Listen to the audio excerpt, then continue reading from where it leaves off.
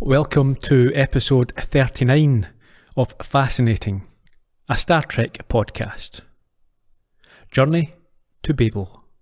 In this week's episode, Kirk tries to maintain diplomatic balance as delegates from different worlds travel together on the Enterprise, headed for a conference on the planet codenamed Babel. Meanwhile, the strained relationship between Spock and his father is tested when Sarek comes under suspicion for murder and then falls ill. When the ship is attacked, an injured Kirk must persuade Spock he is fit to return to duty. But will he succeed? Or will the Vulcan prove too stubborn to help save his father's life?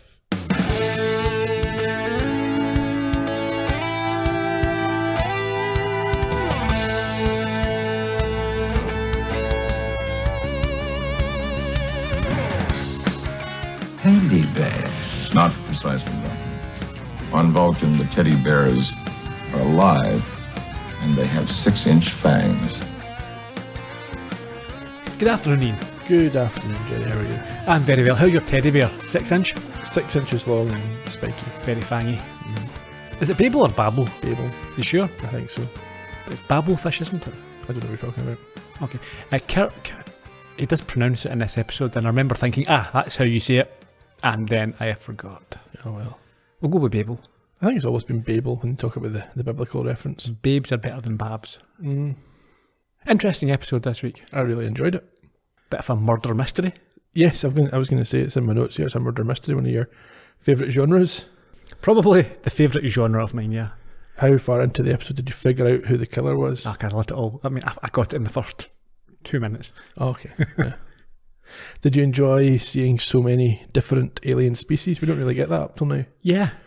A motley collection of oddballs.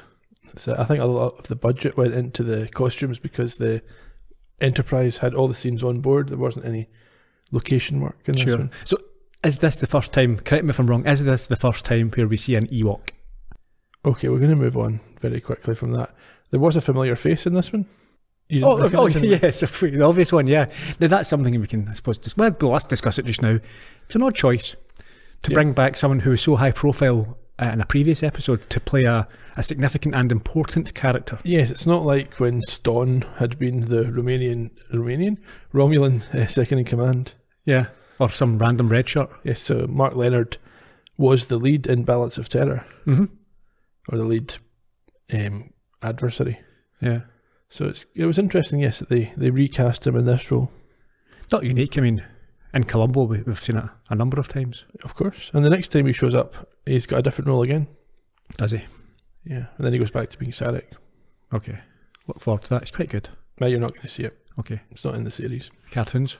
No, it's not in the cartoons either. Novelizations? You'll find out when fiction? When I do the trivia at the end, you'll find out. Okay. Shall we get into this? Yeah, let's do it. Why not? Crack on. Like schoolboys getting ready for the school dance, Kirk and McCoy are hanging out in Kirk's quarters ahead of the formal event, complaining about their formal outfits. They need to dress up because they are about to pick up some Vulcans who are the last group of delegates, and after that they're able to relax. So the scene is already being set. That's it. They move out into the corridor and McCoy counters that observation of Kirk, saying it's not going to be all that relaxing with a formal reception this evening and then 2 weeks with 114 delegates on board, of which 32 are ambassadors, half of which are mad and the other half short-tempered. Yeah, and why are they there? They're, as I said in the intro there, they're all being taken to this secret location codenamed Babel for a conference on admitting a new planet to the Federation. Yeah, we had a massive dump here. An exposition dump. Yes. Did you take it all on board? Sort of, yeah. It wasn't the most subtly done, was it? No. Here's what you need to know. Let's get this out of the way. Spock shows up at this point as well. Just as they receive a communication from Chekhov informing them that Ambassador Sarek's party is just arriving. Yes, Kirk okays the docking and Chekhov calls the honour guard to the shuttle bay.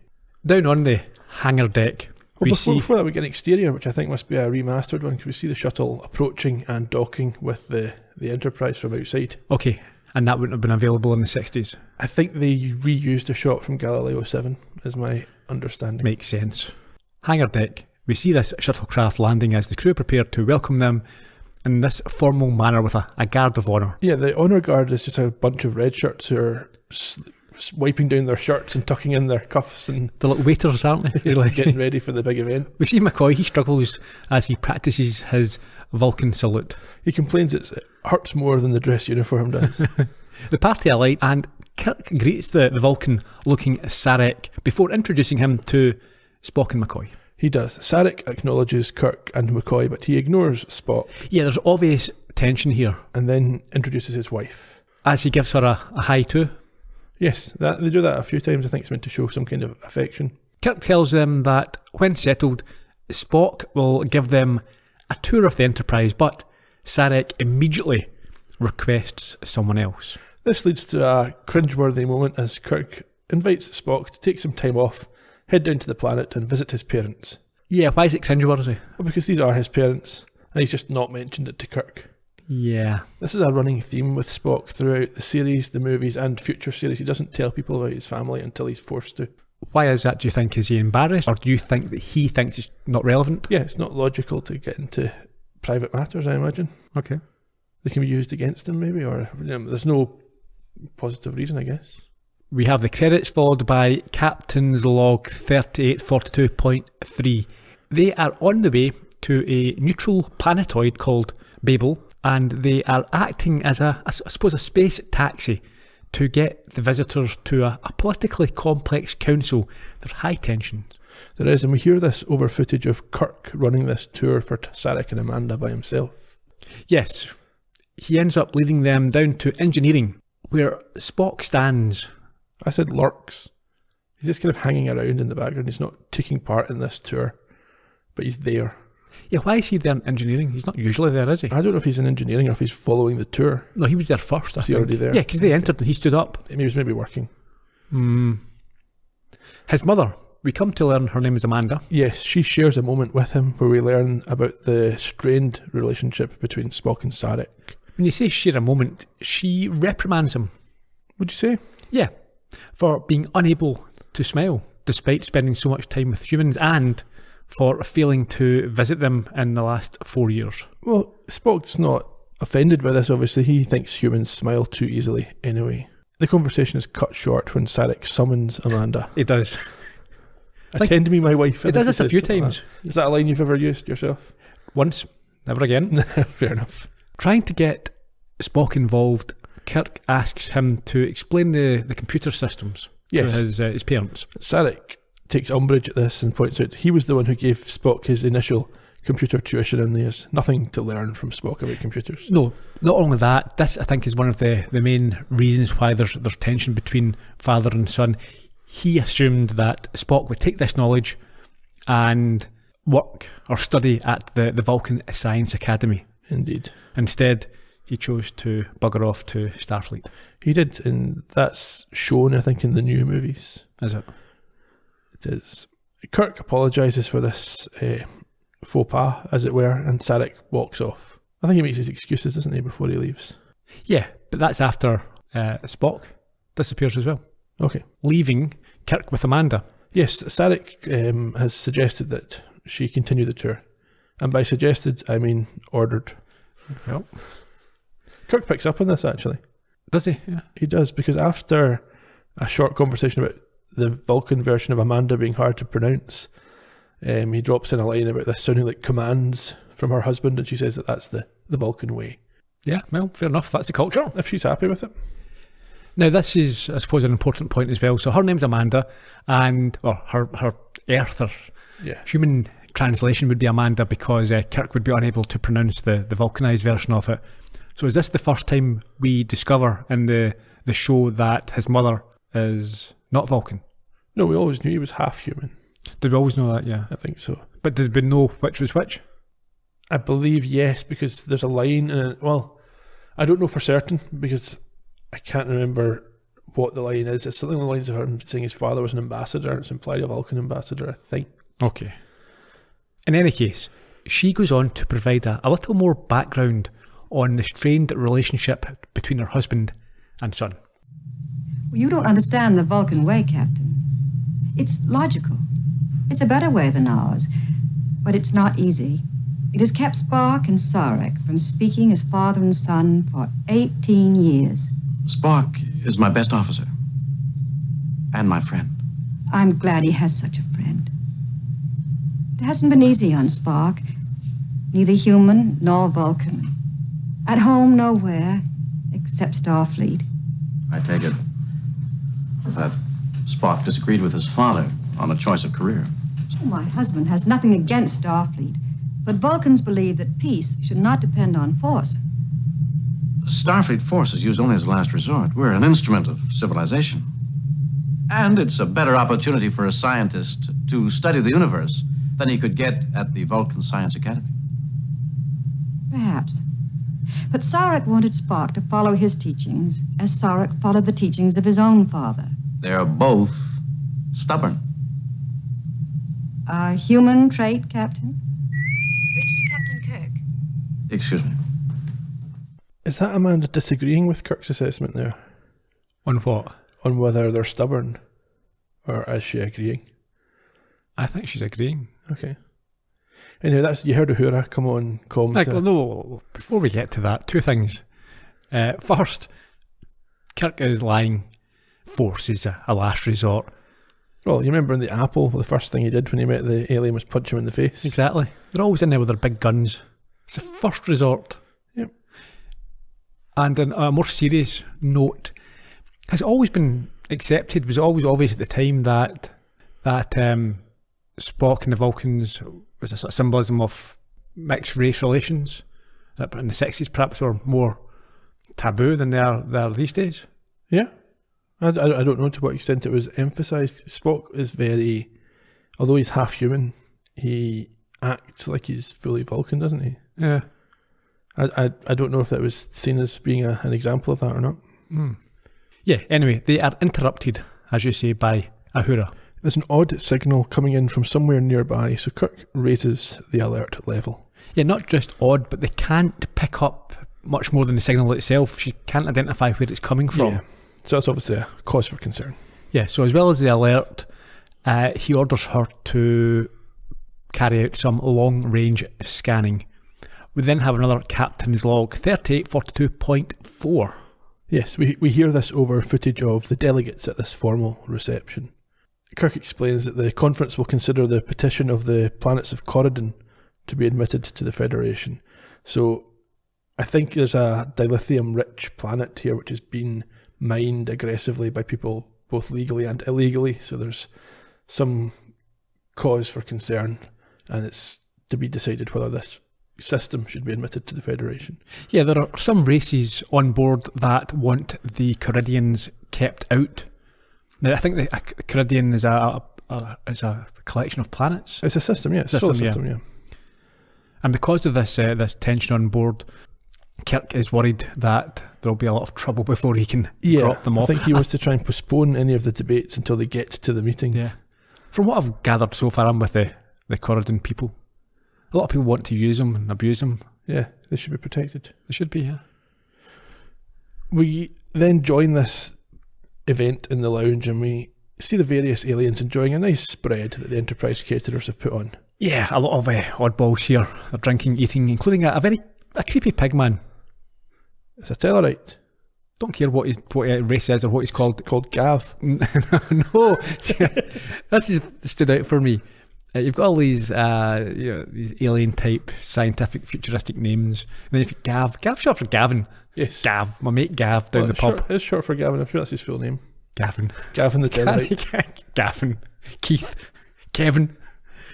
So I'm not laughing at anyone called Keith or Kevin, but yeah, it's just a very odd, mundane. You're name. laughing at folk called Gavin, though. Yeah. No, I'm laughing at this character being called Gavin because it's so regular. Just so, yeah, Gav. Yeah. Anyhow, we see McCoy discussing with Sarek the fact that he has recently retired, although he's only just over 100 years old. 102, and then he goes on to explain precisely what age he is in human years. Yeah. Now, this raised a question with me. Okay. Quite a big question, actually. I hadn't considered it before. This race of Vulcans can live well into their hundreds. Yep. Spock will do that, perhaps. You would imagine. So, Kirk, everyone else going to die. Will he take over just by being the oldest person there? Kirk and McCoy and Scotty, surely they're all human. Yeah. They're all going to die in their Yeah. 70s, 80s, if they're lucky, if they get that far with Kirk in charge. And Spock's going to be the last man standing. Well, that's not really how this works, is it? It'll be recrewed by younger people. You don't just have a crew and that's it until they die. No, but yeah, of course. But I'm sure that if he wanted to, he would be someone who they would quite happily give a command to anyway, because if he's not an idiot. You'll just have to keep watching. Yeah. But leaving aside the whole who's in charge aspect of it, at the personal level, he's got to see all his friends die. We discussed this earlier, or the other week there, about, eternal life. We did. And this is almost as bad. It's not eternal life, but everyone dies. Yeah. Probably even their kids might die as well before you. Yes. Sad. Yeah, for him. But then he doesn't have any emotions, so. Exactly. Or he doesn't acknowledge his emotions as much as others. He's at it, he does, doesn't he? Mm-hmm. Anyhow, he could be hit by a bus at any time, so. True. Space bus. Sarek, we should note, says to McCoy that he had other concerns that led to his retirement, and that'll come back up later on. We see Kirk kind of floating around talking to different delegates, at which point Gav, your favourite Tellarite, confronts, I would say is the right word, Sarek regarding the Vulcans' intentions in relation to the application by Corridon. Yeah, now Sarek he sort of plays, he doesn't answer directly, he tries to deflect the question. Yes, and Shras, an Andorian, joins in the conversation. He was the blue guy with the antennae. He asks why Gav is so interested in Sarek's position. Yeah, and things almost get heated. They do. Gav says that Sarek is an influential member of the committee, and his vote will carry others with it. He wants to know what the arguments are, either for or against admission. Now, this causes Kirk to interject and calm things down. Well, Sarek kind of swats Gav away with a politely racist generalisation about the propensity of Tellarites to argue for the sake of arguing. And as you say, Kirk intervenes to calm the situation. And I think all three men acknowledge his authority here. Yeah. So Piggy leaves. Gav. He is... I think if I watched this as a kid, I'd be disturbed by it. His piggy little face and his piggy little eyes. Quite scary. Quite creepy, yeah. You should have shown them to your children and see what I'm going to do that and see if my theory is correct, yeah. Just show them like stills just before bed. Yeah. Scary or not scary. Definitely. I will be doing that tonight. Like Pennywise, Gav, yeah, and a few others. I've already shown them Pennywise. Yeah. He plays that... the boy plays, was it Roblox or Minecraft or something? One of these ones, and there's a cat. Pennywise is in that. Right. Clown. And he talks about it, and I thought, do you know who this is? Yeah, that's Pennywise. And I said, I'll show you what Pennywise is. And I showed him from the original movie, which is garbage actually, but the 1990s version. Tim Curry one. With the wee boy, George, and at the start. Yeah, he didn't like it. And my wife got me into trouble for showing him that. Well, he is only 6. I'll teach him. Oh, he's 7. He's old enough. Should we say it shortly? Right. He grew up. Yeah. Won't become a man by not watching 18-rated movies. After Gav leaves, Shrast speaks to Sarek and asks whether he has any existing relationship with the Tellarite. Yeah, I think it's Amanda who explains that he previously lost a debate with Sarek before McCoy asks Amanda what Spock was like as a child. Yes, and we heard at the top of the show what she explained. Yeah, the fat little teddy bear. Yes. That's a bit of a Columbo connection there. Teddy bears? Yeah. Okay. The Martin Sheen episode. He has a teddy bear. It didn't have 6-inch fangs and it wasn't alive. As far as we know. Yeah. McCoy's delighted at this information. Yeah. They laugh as Kirk goes to take a communication from Chekhov, who warns him that an unidentified vessel is following them. And so he puts personnel on yellow alert, but instructs him not to alarm their guests. That's right. I should note that Sarek and Amanda had left. Did you say that? Well, they have, yeah. They left just before that, yeah. Okay, up on the bridge, there's a wee spinny thing spinning on the view screen. Yeah, just outside of phaser range, which is unfortunate because they would just blast them. Forces a last resort. Kirk does basically a lap of the bridge, getting input from Chekhov, Spock, and then Uhura, but none of them have much concrete data to give him. No, Uhura has had no luck trying to communicate. And Spock also confirms that Starfleet has no record of any other vessel in that particular quadrant.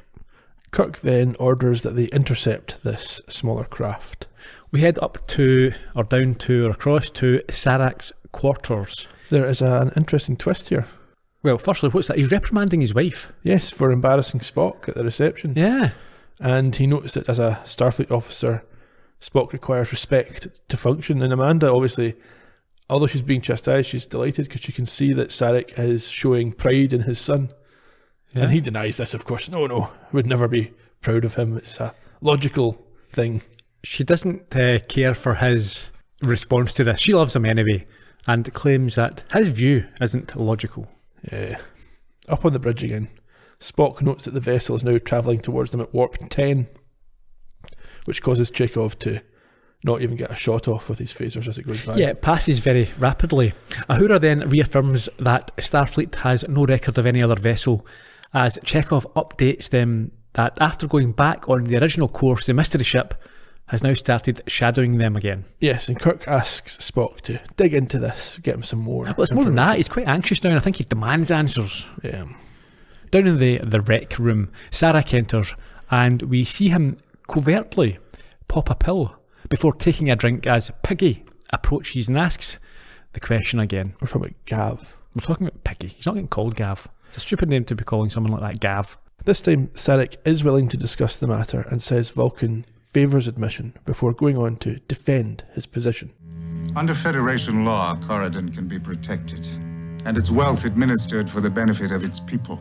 It's well for you. Vulcan has no mining interest. Corridon has nearly unlimited wealth of dilithium crystals, but it is underpopulated and unprotected.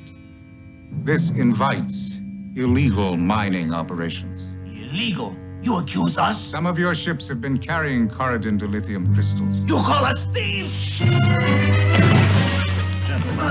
Gentlemen. Whatever arguments you have between yourselves is your business. My business is running the ship. And as long as I command, there will be order. Of course, Captain. Understood. There will be payment for your slander, Sarek. Threats are illogical, and payment is usually expensive.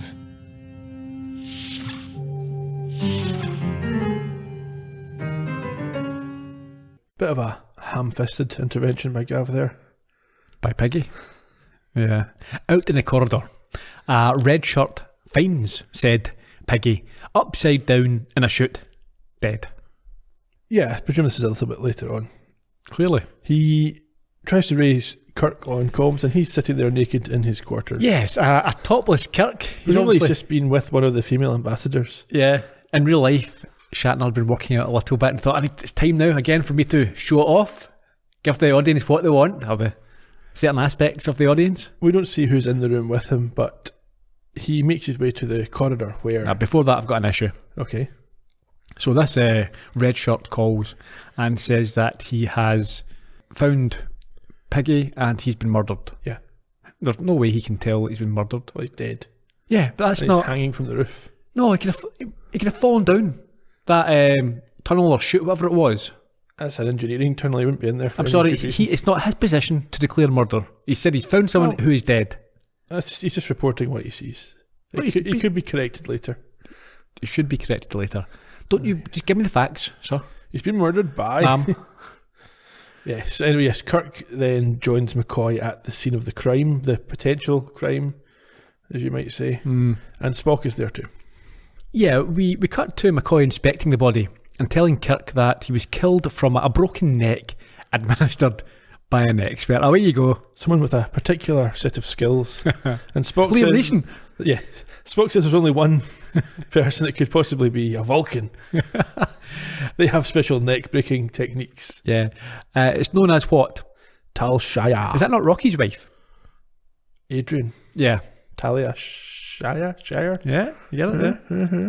Yeah, that this technique is it's used for mercy killings on, or was used for mercy killings on Vulcan. Yes, back when they had the old executions. Kirk looks a bit awkward as he tells him about the recent argument between Piggy and his father. Yeah, Spock says Sarek would not kill without reason, because that would be illogical. However, If he had a reason, he would be capable of it. very capable. Well, okay. Up in Sarek's quarters, they enter to hear from Amanda. Yeah, Sarek's not there. No, he is away meditating in a private before retiring. Yeah, we all guys do that. Yeah. He then returns and is immediately questioned about the death of Gav. Yeah, but he goes along with his personal meditation line. He's self-loving and says that it's a very personal thing. Yes, you can't discuss the nature of it. No. Kirk finds very convenient. And then even more conveniently, Sarek collapses. Yes, in pain. And McCoy guesses that it is a heart issue, but is unsure if he can help or not because of the Vulcan physiology. Yeah, should he not know a bit about this, having done Spock's medicals every year for... Exactly. He's also helped to save pizza monsters and things like that in the past. Yeah. And all of a I feel sudden like now, he's just being shy and bashful here. He knows fine well what it is. yeah. He just doesn't want to make a definitive statement in case he gets called to defend it later on. Who said it was this? Up in the bridge, Kirk approaches Spock at his console and offers his apologies, condolences about his father's condition. Spock says he's not worried anyway. It's a human emotion, and he is at peace with what's happened. He accepts what's happened. Well, he's more concerned about how it might impact their mission. Yes, because he's an important ambassador. He also has some information about the wee spinning ship. What's that? It's manned and small. And it appears to be cloaked against sensor probes. Kirk notes that neither the Romulans nor the Federation have anything like that technology. As Uhura interrupts to say that she's picked up the last part of her transmission. Yes. So before that, Spock also adds that it's probably not the Klingons. Yeah. Yeah, so Uhura says it's communicating with somebody on board the Enterprise. Yeah, someone has a personal receiver. Obviously Sarek. But Spock is not able to decode the transmission. Kirk asks Uhura to tighten her scans to the interior of the ship so that the next time this happens, they can pinpoint the transmission's source. Down in the sickbay, Kirk and Spock join McCoy and Chapel to hear that it is probable that Sarek had a heart attack, but an operation will be necessary to know for sure. Yes, Amanda says this has never happened before, but Sarek contradicts her. Yeah, straight away. Don't be stupid. This is my fourth. What? Stupid woman. Yeah, he said 2 in Vulcan, and 1 just earlier. He's on medication for it. She has no idea. Yeah, but one of them is also his alibi because it was whilst Gav was being murdered. Yeah, we say alibi. He admits there was no witnesses. Well, that's it. It's not much of an alibi. No, it's not an alibi at all, actually, is it? No. McCoy isn't sure about the treatment options, and Spock and others start chipping in. Spock suggests cryogenic open heart surgery. I think was it either Amanda or Sarek has a view as well, and then McCoy kind of chips back a little bit, these sort of amateur doctors, and says that the procedure would need a lot of blood, and just then Nurse Chapel comes in and says there's not a lot of blood. Well, So- not a lot of Vulcan blood. Yes. And although Spock has a matching blood type, his blood would need filtered to get rid of the human elements. Yeah, McCoy, however, claims that giving so much would kill Spock as well. And Amanda finds herself, I suppose, in a very awkward, unenviable position. You know, which one do I save? Yeah. My husband, who orders me about, and I've just found out has been lying. I don't really know much about him. He's always having heart attacks. Or my son. Yeah. And Spock's about to offer his father's odds of survival, but is told by Amanda to shut up, basically. Yeah, we're now in the sort of office area of McCoy's. Yes, a wee bit later on. Yeah. Spock's obviously given McCoy some data on a procedure that is experimental but may work. Yeah, McCoy's not happy with this at all. He says it's very dangerous. It's only been tested on Rigel 5. Is that where those 3 miners live? It was, yeah. So on one of them? Hopefully. Or maybe one of the... Well, it's on a Rigelian, so they weren't native. They must be occupying a different planet in the system. Yeah. Yes, McCoy also says that this procedure strains the spleen and liver and would kill Sarek if he tried it. No. But what it does do is it speeds up the replenishment of blood. Yes, but using it directly on this patient is not an option. He explains this to Amanda, who has entered, and even though Spock is keen on trying it, I think she's... Well, no, what Spock wants to do is use it on himself. Yeah. So he wants to be subjected to this procedure so that he can generate more blood, which can then be used to treat his father. Also known as a blood transfusion. Yes, but an accelerated one. Sure. Amanda's not happy, and Spock says that the 2 of them are condemning Sarek to death, which is ironic given what's about to happen before going back to work. Out in the corridor, Kirk has got himself into a fight. This came from nowhere. This guy just sneaks up and starts beating him.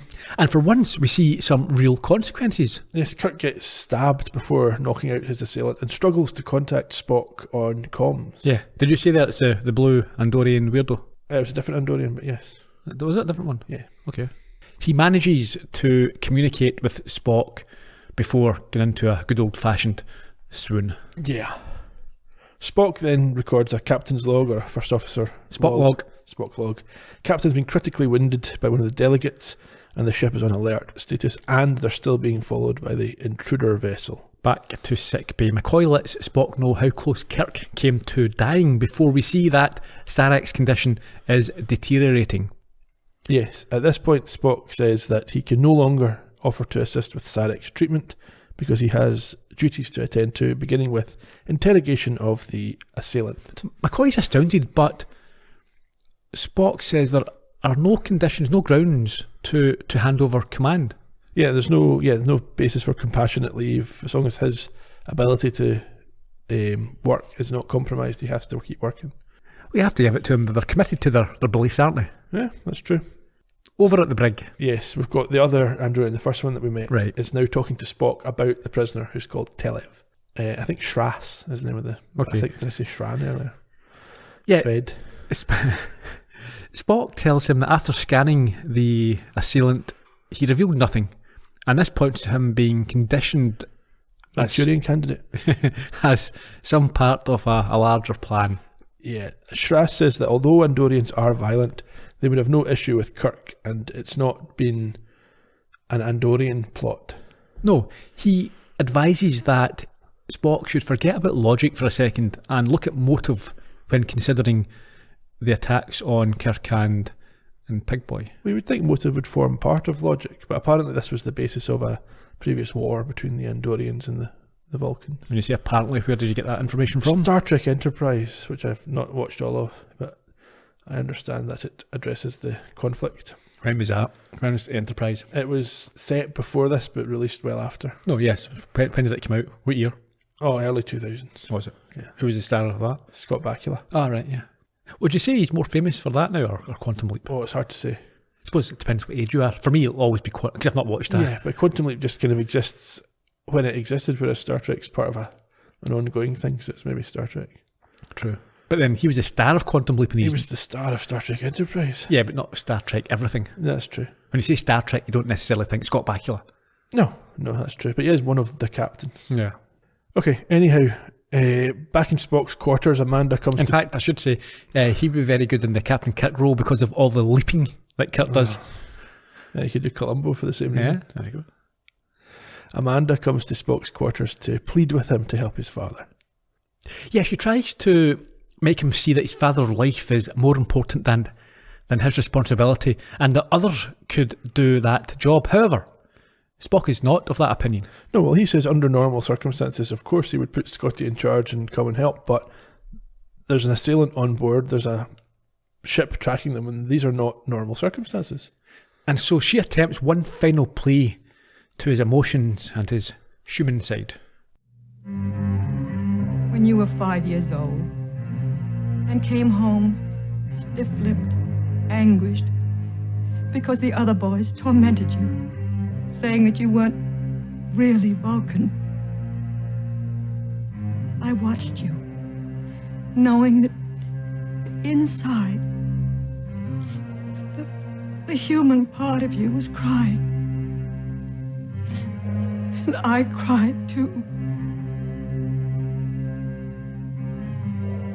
There must be some part of me in you, some part that I still can reach.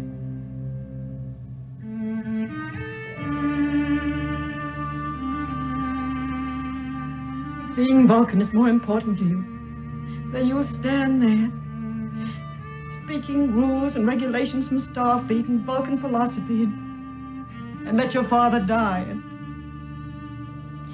and I'll hate you for the rest of my life. Mother. Well, go to him now, please. I cannot.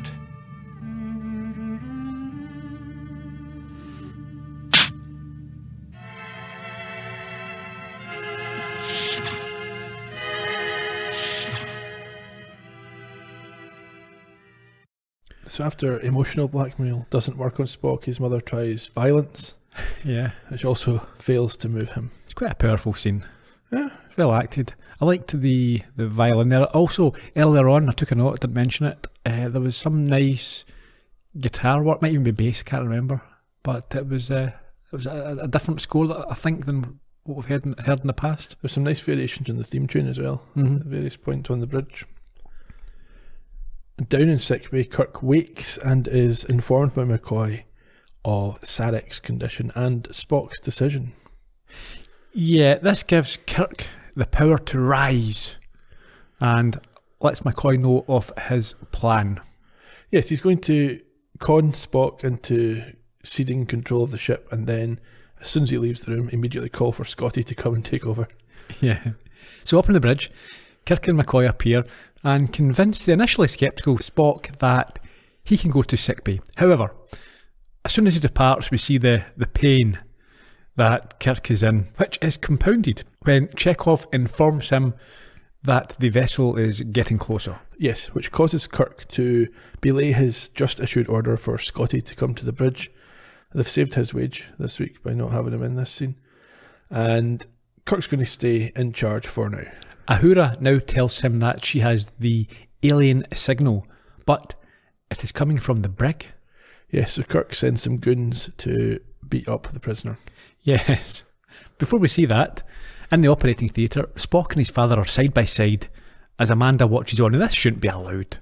You don't have just someone in the mother of scrub in at least. Yeah, no, go away. She's not even behind a partition or a glass. Yeah. She's hanging about. Germs. Nah, it's not good. Not even germs, but emotionally it's not good. What if something goes wrong? You don't want that person there. Yeah, she's grabbing people and stuff, yeah. Just as he's about to be sedated, something occurs to Spock. What's that? Well, he doesn't get a chance to tell us. Well, he sort of mentions that he talks about he's just realised the that usage patterns. The power utilisation curve is abnormal and it can be used to identify them. However, as you say, Chapel sedates him before he can do anything else about it. That's it. Back up on the bridge. Sorry, not on the bridge. We get a short silent scene in the brig where the goons harass this Andorian Telev and shoot him with a phaser to knock him out. Yeah, well, he tries to escape, overpower them, and when they have stunned him, what do they find? He has a transmitter hidden in his antenna, which probably isn't really an antenna. No. They communicate to Kirk about this as Chekhov informs him that the ship is now moving directly at them at warp 8. Yeah, so Kirk makes the maverick decision to have the prisoner brought to the bridge. And red alert is to be called, deflectors turned on and phasers at the ready. That's it. Chekhov is sent to Spock's station. For some reason, phasers have been rerouted there when they've always been fired from his old station in the past. But they miss their first couple of efforts at shooting the alien ship. Yeah, there's a back and forth here. The ship hits them a few times. Yes, but they do get a report from that it's only standard phasers. It's not a heavily armed vessel. Yeah, and we cut a few times between sickbay where McCoy, obviously, it's not ideal if you're trying to perform an operation, if you're rocked by phaser strikes. After they're hit the first time, all the ambassadors try to contact Uhura to ask what's going on, and Kirk tells her to make them guess. Yes. Get rid of them. They try a full torpedo spread, and that's ineffective, at which point Sarek's heart stops, and McCoy has to call for a cardio stimulator. Yeah, an old portable machine. Well, yeah, because the power's gone out on the new one. Sure.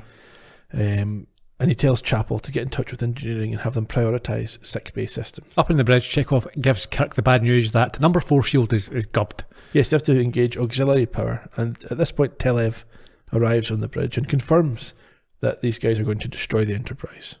Yeah, I thought it was very risky that they bring him to the bridge and he's not in any way shackled. Yeah, it's crazy. They obviously don't think he's got any ability to do anything, but they've been shown that they're wrong on that so many times. You usually don't want to underestimate anyone. What they at least did not do is lock him in engineering by himself. With a screwdriver. Diverts controls to everything. Anyway, I think Kirk is wanting to have a bit of theatre here. So he has engineering turn down the power on one side of the ship so that they look like they're dead in the water. And then the second side. Yeah, and at the same time he's asking, I think he notes or he remarks to this Andorian that he's not an Andorian. Yeah. He wants to know who he is, but he's not for talking. No. As the alien ship approaches the apparently stricken Enterprise, Kirk has to hold his nerve until it's in just the right spot. And at this point, Kirk accuses the chap of being a spy with the function of causing disruption through terror and murder. And obviously to get to this point where they're so confused about what's going on, this attack can happen. Yeah. The closer the ship gets, the more tense we are, but eventually Kirk has phasers fired and it disables the alien ship. Yeah, much to the disbelief of the prisoner. Yeah, I think he realises just at the last minute what they're doing. Yeah, he actually says that. Oh, okay, you're baiting the... Yeah. Oh crap, we didn't think about this. Kirk then opens a hailing frequency to ask if it wants to surrender. But before they can, what happens? Self-destruct. It does. And they soon discover that the prisoner is about to follow suit. Yes, he says that he also has orders to kill himself and takes some poison, estimating he has 10 minutes left to live. And about 5 seconds later, he regretfully announces that he has miscalculated. He embarrasses himself there, doesn't he? Haha, I've got 10 minutes. Now, in this 10 minutes, I'm going to tell you all why you're all wrong and what our grand plan is and what the future holds. You've only beaten one of us, but they're all... Oh, no! Idiot. Taking too much of it. Surely you get one dose and you can't, like... You don't have a whole bottle and you've got to judge it yourself. You take a tablet or it's in your tooth, a vial or whatever, yeah, and that's just enough to do it. He overdosed. Here, it's a manifesto. Oh, Viva no. la Revolution. Oh. So he's dead on the bridge, and Kirk heads down to sickbay to see what's going on. Yeah, he also seems to have made a miraculous recovery. Well, it seems that way, but we'll find out shortly that it is not. Yeah, he's no time for McCoy joking around as he demands to know how Spock is. Amanda comes out and invites him through. Yeah, she invites him through to the recovery area. Yes, Spock and Sarek are both seated and alive. And we get a good old-fashioned murder, she wrote wrap-up. That big-headed Vulcan stand. I couldn't have pulled him through without it. Some doctors have all the luck. Captain, I believe you'll find the alien. We damaged the ship. They destroy themselves to avoid capture. Bones, Thelow's body will be brought to your lab. I want an autopsy performed as soon as possible. I think you'll find he's an Orion, Doctor. Orion? Intelligence reports that Orion smugglers have been raiding the Corridan system. But what would they gain by an attack on Starfleet? Mutual suspicion and interplanetary war. Yes, of course, with Orion carefully neutral. They'd clean up by supplying dilithium to both sides and continue to raid Corridan. The thing that confused me was the power utilization curve. It made them seem more powerful than a starship or anything known to us. That ship was constructed for a suicide mission. Since they never intended to return to their home base, they could use 100% power on their attacks. The thing I don't understand is why I didn't think of it earlier. You might have had something else in your mind. It hardly seems likely. No, but thank you anyway. And you, Sarek, would you also say thank you to your son? I don't understand. For saving your life. Spock acted in the only logical manner open to him. One does not thank logic, Amanda.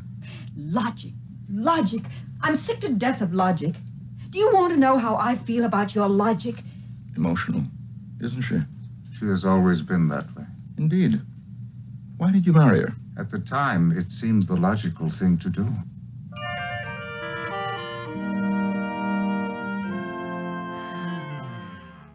At this, Kirk stumbles and is taken to a bed himself. Yes, with orders from McCoy to stay there for 10 days if he insists arguing. Spock also tries to get up and go back to work, but is told to sit down and shut up. Yeah. Both Kirk and Spock note at this point that Bones has never looked so happy. Yeah, he smiles as he realises he has finally got the last word. Bit of a fourth wall break there. Yeah. Almost to camera, although presumably to Chapel. I enjoyed it. Yeah, it was nicely Nice done. little wee ending there, yeah. Was it clear to you what had happened with the attacks and who was responsible for everything? It was a guy in the prison. But who was in the ship? One of the other ones. From where? I don't know. One of the blue guys. No, it wasn't the blue guys. It was the Orions. Do you remember the Orions? Okay, so they were the green guys in the menagerie, the dancer, the green girl. Yes. So that's the Orions. Ah, right. Okay, yeah. Okay. That makes sense now, yeah. By the time you get to Deep Space Nine, they've formed an intergalactic crime syndicate called the Orion Syndicate. Have they? Yeah. Okay. Good on them. Yeah. Do you think that Spock's decision to go back to work was justified? Go back to work? Instead of donating his blood to his father when Kirk went down? No. I mean, I think it's in his mind it'll be justified. I mean, if that's the code that he lives by, then yes, I suppose you can't just simply change your tune when it suits you. That's what he says. Yeah. It wouldn't be for a human, no. You don't think the threat to the Enterprise was great enough that he was obliged to see it through to a resolution? No, because he didn't do anything that other people... Like, he didn't know what he was going to have to do. He knew that they were under attack. It was very conceited to think that he is the only one who could have... I'm far better than Scotty. Well, it's his responsibility as the next in command. No, I mean, I'm not saying it's something that you should dismiss or laugh at, but I would not have made that decision myself.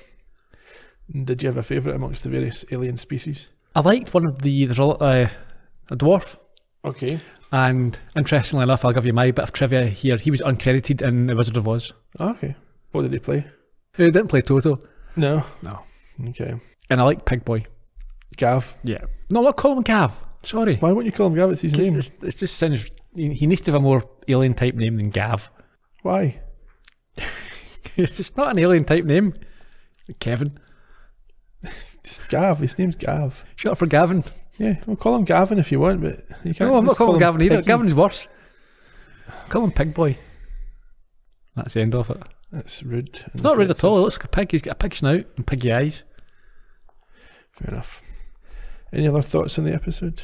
Yeah, I liked the building on Spock's backstory, finding out more about his family, about the relationships, and maybe why he is how he is, where he gets it from. Yeah, and it built on comments that had been in earlier episodes, little bits and pieces. Yeah, I thought that was very good. One of my favourites, I think. I think this episode balanced sort of the different aspect of comedy, of threat, of information providing, character building, development. It done it all quite well. A little bit of world building as well. You get a bit more sort of general. A very rounded episode. Yeah, and a good one. I enjoyed it. It was aired originally on the 17th of November 1967 and directed by our old friend Joseph Pevney. This was the 9th of his 14 episodes, and again, if you want to hear about him, go back to the podcast for Arena.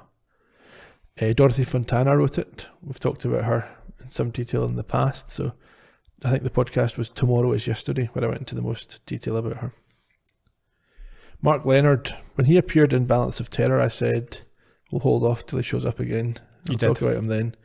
So he played Sarek, and this was his second of 2 appearances in Star Trek, in the original series. He also appeared in shows like Planet of the Apes and Here Come the Brides, as well as 2 episodes of Star Trek The Next Generation and a number of Star Trek motion pictures. He died of cancer in 1996 at the age of 72. Jane Wyatt was already a 3-time Primetime Emmy winner and had a star on the Walk of Fame by the time she played Amanda. This was her only appearance in the original Star Trek series, but she would reprise the role in one of the movies. She was best known for her 200 episodes of Father Knows Best, and she died in 2006 at the age of 96. Now, we mentioned Father Knows Best last week, I think, so my understanding is she played Hedford from last week's Mother, I think. Okay. Also, did she, watching it in a high definition, she looked as if she had a lot of, she was aged up. Okay. I don't know if that's correct. What age would she have been here? Because she was born in 1910, so she'd be 58, so she wouldn't be that much. No, but I think she looked old. I don't know, maybe she just had really 57.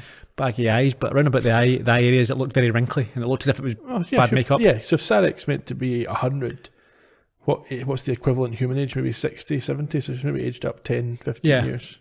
Hopefully. We've not offended her. Is she still alive? No, she's dead. When did you say she died? In 2006, when she was 96. Dead. Yeah. Reggie Nalder played Shras, the good Andorian, you might say. No, the least bad Andorian. This was his only Star Trek episode, but he was perhaps more recognisable for his work on the series Salem's Lot and the films The Manchurian Candidate, appropriately, and The Man Who Knew Too Much, where he was the adversary. He died in 1991 when he was 84. John Wheeler played Gav, the Tellarite. This was his only Star Trek appearance and one of the first credits of his career. He went on to appear on shows like The Dukes of Hazzard and ER, and he's now 90 years old. Ah, very good. Does he still look like a pig? I think that was makeup. Ah. William O'Connell played the spy Thelev. This was also his only Star Trek episode. He also appeared in shows like The Twilight Zone and Charlie's Angels, and he's now 87 years old. It's alright. And like we mentioned before, there's no other Columbo connection apart from the regulars this week. In terms of some trivia, Mark Leonard was only 7 years older than Leonard Nimoy, despite playing his father. Ah, yeah, okay.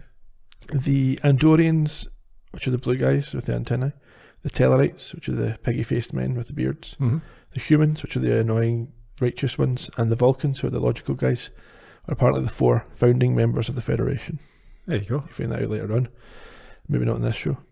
Sarek and Amanda, as we've mentioned in the actors' credits, don't show up again in the series, but this is not the last that we will see of them. And they also appear in Star Trek Discovery with new actors playing them. In terms of international titles, only Japan really veered away from a literal translation. They went for Waxe Orion no Shinryaku. Is that wax on, wax off, you say? Don't think you can say that. No? No, I think that's possibly racist. Is it? It translates as Invasion of the Planet Orion, which isn't quite what happened. Right. Close enough. And it kind of gives away the answer in the title. Yeah, spoilers. Next week, you'll be very, very pleased to know, is the 11th episode of Season 2, Friday's Child, featuring the return of one of your favourite alien races. Ah, right, okay. Martians? Yes.